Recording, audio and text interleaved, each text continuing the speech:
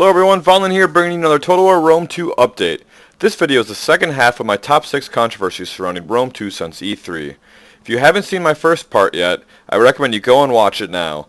Also, as I discuss these controversies, I invite everyone to post their thoughts and opinions in the comments below. Quickly, before I get started, I'd like to mention the Q&A thread Creative Assembly posted in response to E3. They posted the thread just as I was finishing up production on my part 1 video, and I didn't see the thread until after finishing the video. You can find the thread here. I mention it because they respond to the same topics that are in my first video. Not surprisingly at all, the same points of tension I want to discuss, Creative Assembly also noticed. Let me quickly bring you all up to speed. Regarding capture points, Creative Assembly has confirmed that they will not appear in open field battles. They will only be present during sieges, when armies are attacked on a forced march, and in battles where the defender has both land and naval units. This is to prevent the defender from hiding ships out at sea and waiting a timeout after losing all of their normal land units. Regarding capture points in cities, Creative Assembly said that in small cities there will still only be a single capture point, just like in previous Total War games. Only in large cities will there be multiple capture points. In response to both ballista and chariots, Creative Assembly stated that the animations shown in the E3 video are not final and that they will be toning down the visual impact. They restated that many of the units that were knocked high into the air got right back up onto their feet. But now let's move on to the next 3 controversies, shall we? Controversy number 4 is unit cards. Many players have been discussing and disapproving of the style of unit cards Creative Assembly has chosen for Rome 2.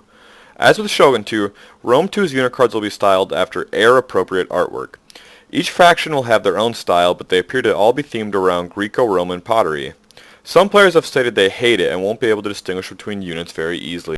The facts are pretty simple. Creative Assembly has stated in their Q&A thread that they will not be changing the unit cards before release.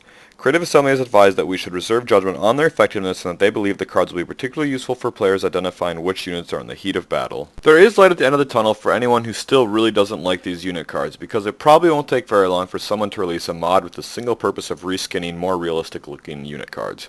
So love them or hate them, these unit cards shouldn't really affect your game experience that much. FYI, unit cards are larger by default than in previous Total War games, but can be minimized, and they will also shrink in size as your army grows. The bottom line from my perspective is that, despite the hysterics of a few players, I don't think something as small as the artwork design of unit cards is going to make or break a game as deep and complex as Total War Rome 2. Let's move on to controversy number 5, DLC in the absence of some factions at release. If you aren't fully up to speed, Total War Rome 2 is releasing with technically 8 playable factions, but they are throwing in Pontus as a free DLC, bringing up the total to 9. If you pre-order the game, you also get the Greek City-States DLC, adding 3 more factions, bringing the actual total up to 12. The presence of DLC and the notion of more of it coming in the future, despite its presence in Shogun 2, seems to have tickled at least a few players the wrong way. On top of that, some players have complained about the absence of some factions at release. Let's talk about the facts surrounding the presence and absence of playable factions upon release, with this beautiful chart I made in MS Paint. The original Rome Total War, if you count the 3 Roman families as one faction, which I strongly think you can, had only 9 unique playable factions. So already Rome 2 is ahead 3 factions. Pontus and Macedon are 2 new playable factions. While you could play as either of them in Total War Rome by editing files, they weren't meant to be playable nor fully developed for player use. The Greek city-states being split up and developed separately into 3 different cultures of course helps bring Rome 2's number even higher. The missing faction from Total War Rome in Rome 2 is the Seleucid Empire, which will likely be one of 117 factions in Rome 2, but at least upon release will not be playable. We can hope that the faction will be opened up with some future DLC though. Which brings us to the true controversy here. Some of the community is upset by the idea that Creative Assembly is going to sell DLC for the game and make available new content only with further purchases. Players feel that Creative Assembly is holding back content from their game on release and developing less of a game, if you will. The fact is that Rome 2 has far more content in it at release than the original Total War Rome game did, or for that matter any previous Total War title. Rome 2 has more playable factions, minus Medieval 2 which had 15, more non-playable factions totaling 117, a larger map with 183 regions, and more units totaling a number close to 700 than any previous Total War game ever has. Creative Assembly has bragged that this game will be bigger and contain more distinctly developed cultures than any previous title. In my mind, it is absurd to think that Creative Assembly is holding back on anything here. It appears they are actually pulling out all the stops in the production of Rome 2.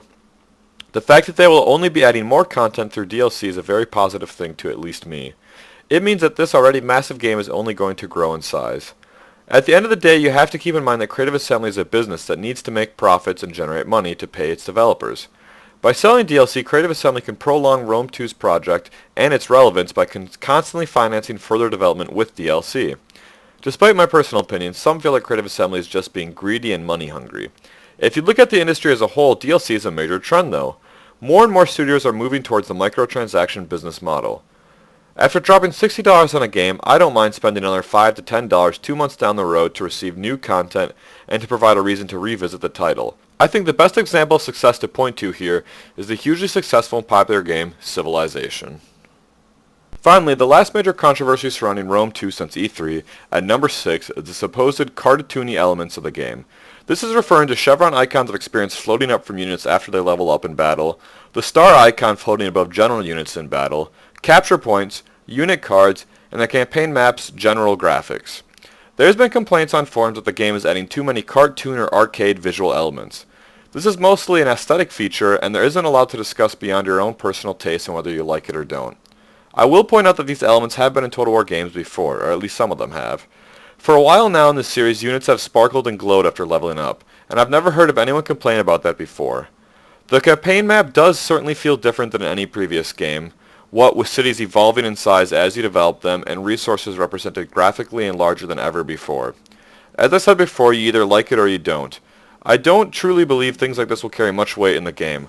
Once you start playing and focusing on battles and conquest, I have a feeling most players will stop noticing these aesthetic things. I think this issue goes back to the point of all of us having nothing to do right now while we wait, except for watching the same demo videos over and over again looking at minor details.